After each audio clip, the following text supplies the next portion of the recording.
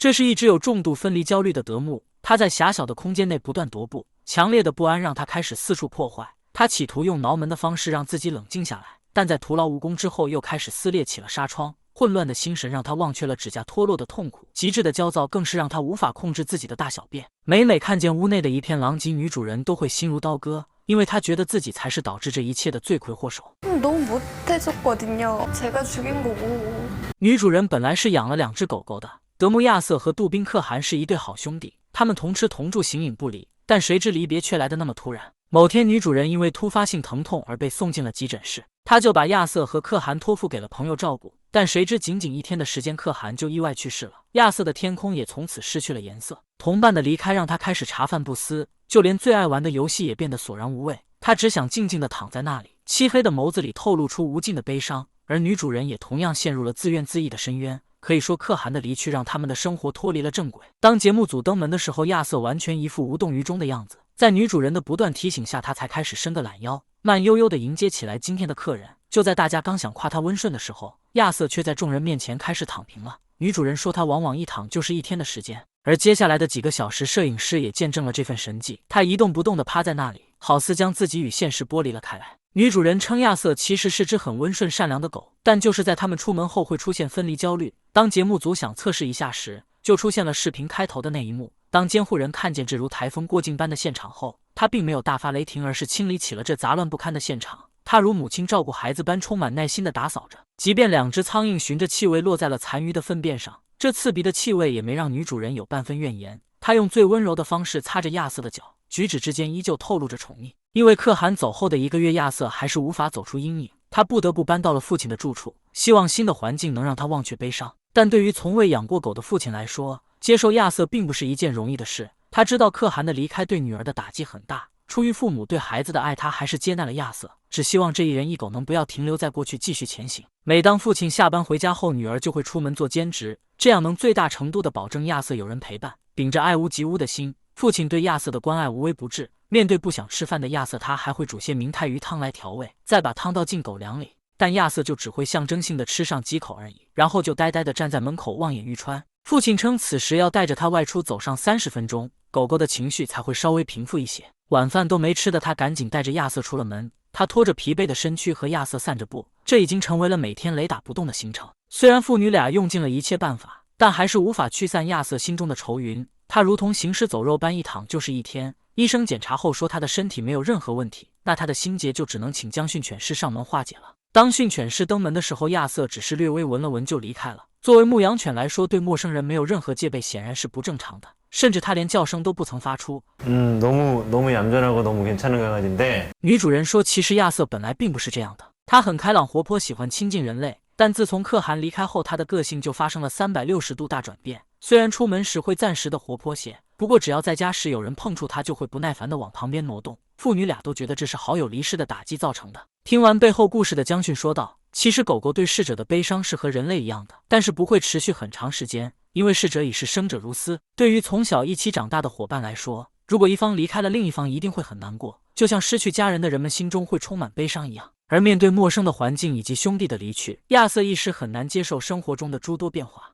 他开始变得茫然无助，不知所措。他不知道该怎样和突然出现的父亲相处，于是就封闭了自己的内心，变成了缩头乌龟。선택을 해야 될 것 같아요. 아니면 아더하고 같이 살 건지。将训的一番话直戳女主人的内心，父亲也不希望女儿一直沉浸在过去，陷入无尽的悔恨和自责之中。他觉得现在用全部的爱好好对待亚瑟，也算是对可汗的一种交代。但女儿却一直觉得，如果当初没把他们交给朋友照顾，也许就不会发生后面的惨剧了。愧疚的泪水拼了命地夺眶而出。父亲和将训都纷纷劝慰他，让过去成为过去，活在当下才是女主人和亚瑟最需要的。我们不能总生活在前人的影子里。虽然亚瑟会因为可汗的逝去而痛苦，但女主人每天的自怨自艾无疑也会加重他内心的创伤。如果监护人能把情绪隐藏起来，这也能让亚瑟早日走出阴影。将训称，他觉得目前看来亚瑟的分离焦虑并没有那么重，因为很多严重焦虑的狗狗会在主人聊天时也要腻歪抱抱，但亚瑟却四仰八叉地躺在一边默不出声，这完全不像一直有问题狗的作风。接着将训让父女俩出门做一个测试，两人在亚瑟还没反应过来的时候就快速出了门，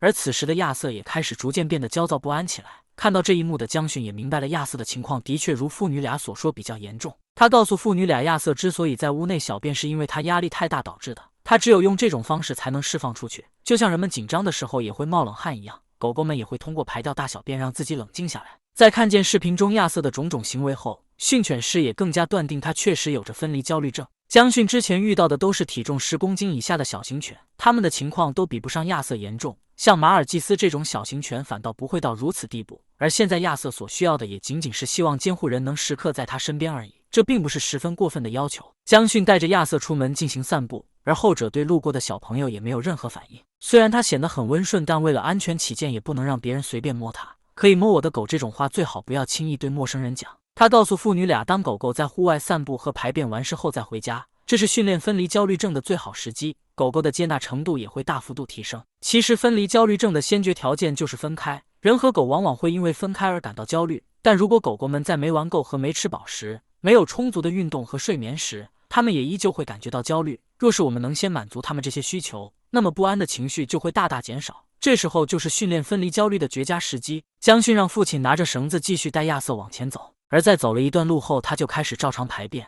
不断的散步有利于缓解他的压力，这可以为接下来的训练带来更好的效果。回到家后，他先让父女俩进到房间待10秒钟再出来，而江训则默默观察起了亚瑟的状态。在父女俩出来后，他说这次亚瑟很快就平静下来了，因为他知道和出门相比，进卧室后主人会马上再出来的，所以他的焦虑就要减轻很多。江训告诉他们，其实出门和进房间一样，只要他们能很快就回来，亚瑟的焦虑情绪就可以很好的控制住。如果能每天反复如此训练，那他就会逐渐习惯监护人不在的日子了。他让父亲先走出去数十秒钟再进屋，然后在掌心朝向亚瑟的同时打个哈欠，这样可以很好的安抚狗狗的情绪。接着江训再让他出门数5秒钟进来，进门后可以先拉伸一下，放松肩膀，再让亚瑟闻完自己的味道后，继续抚摸他的耳朵和脖颈之间的位置，这样就完成了一次训练。接着女儿再来重复一遍父亲刚才的流程，关键点在于进屋后先不要摸他，而是让他闻味道。如果大家能把这一阶段的练习重复到熟练的程度，那分离焦虑的减轻也是一个必然结果。接着他让父亲先走出门外，然后让女儿站在狗狗和大门之间不断隔挡，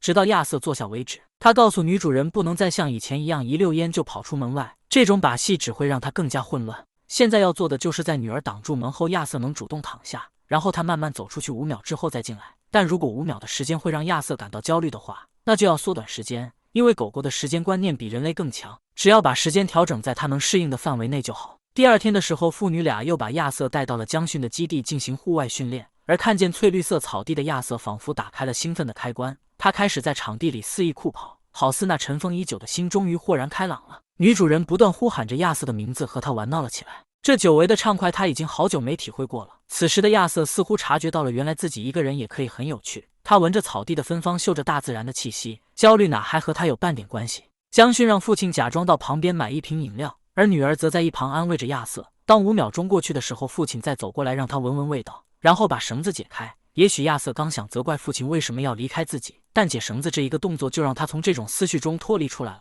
尤其是在可以不牵绳的空间里，能反复训练刚才的流程的话，那亚瑟的身心也可以变得更加放松。其实每次监护人出门，亚瑟都会担心如果主人不回来了怎么办，所以在焦虑的作用下，他就会开始破坏家里的东西。但如果换到外面环境的话，本因分离焦虑产生的破坏性就会被制止，外面新奇的事物也能转移他的注意力，所以这有别于家里的新地方，能更好的训练他的分离焦虑症。接着江训把玩具系在牵引绳的一端，开始和亚瑟玩了起来。这样的方式对于一些缺乏激情的狗狗格外适用。亚瑟那消失已久的好奇心也成功被勾了起来，一人一狗在草地上玩得不亦乐乎。等他们到室内后，江训先把玩具扔到亚瑟面前让他闻一下，然后再把它扔到门外。接着他让父亲在围栏前先安抚一下亚瑟，等到他重新趴下后，再把门外的玩具捡回来。江训称此时的玩具就像是奖励一样，亚瑟会明白原来自己安静的在室内待着，监护人就会带回来惊喜，他也就会逐渐放下那颗不安的心了。其实分离焦虑绝非不能解决的问题，只要你选对了方向，朝着它不断努力，即便进展缓慢，但也终究会化解。所以江训也劝诫所有铲屎官，对于狗狗的训练不能操之过急，只要用正确的方法再加上耐心，